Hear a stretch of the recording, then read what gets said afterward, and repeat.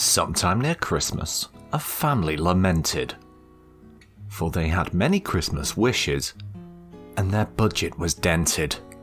Dear oh dear, the weary father proclaimed, when did Christmas become so expensive? Such a damn shame.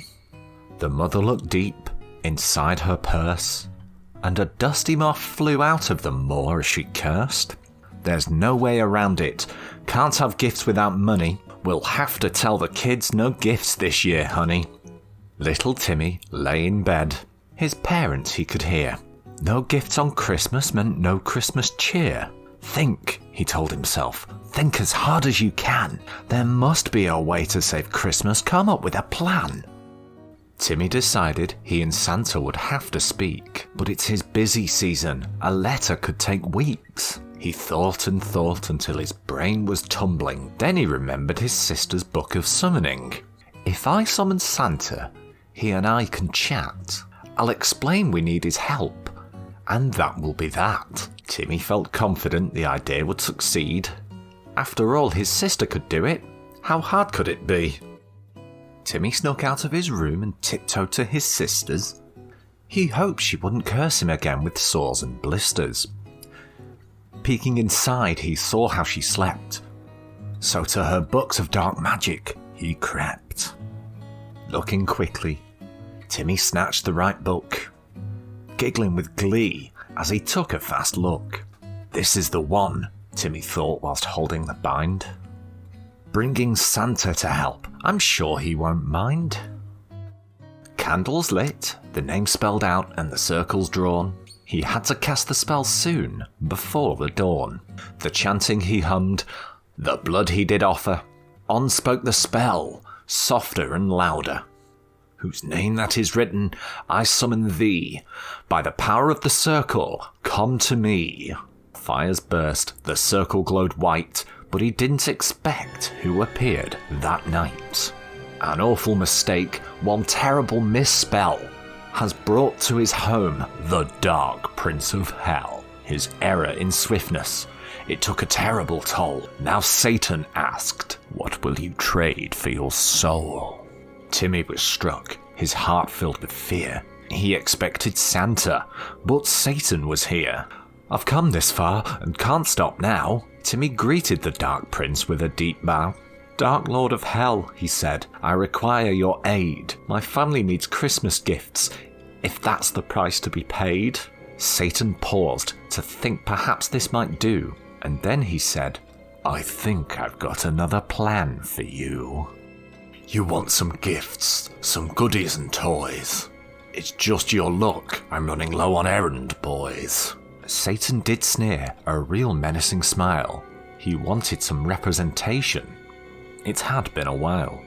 Cause some chaos, break the Christmas spirit. Then I'll grant your wishes on Christmas, the first minute. Satan held out his hand, a way to close the seal. So then, he asked, do we have a deal? Timmy was torn. This felt too good to be true. Be naughty, not nice, was all he had to do. His family needed help for gifts, and the answer was here, so he took Satan's hand. Deal, he said, loud and clear. Off Satan went, leaving Timmy to ponder. He'd have to create chaos during his family wander. Santa would be mad. On his naughty list he would be, but what could he do? He wanted gifts under the tree. So off Timmy went, causing chaos here and there, dropping cherry bombs and snowballs in people's underwear.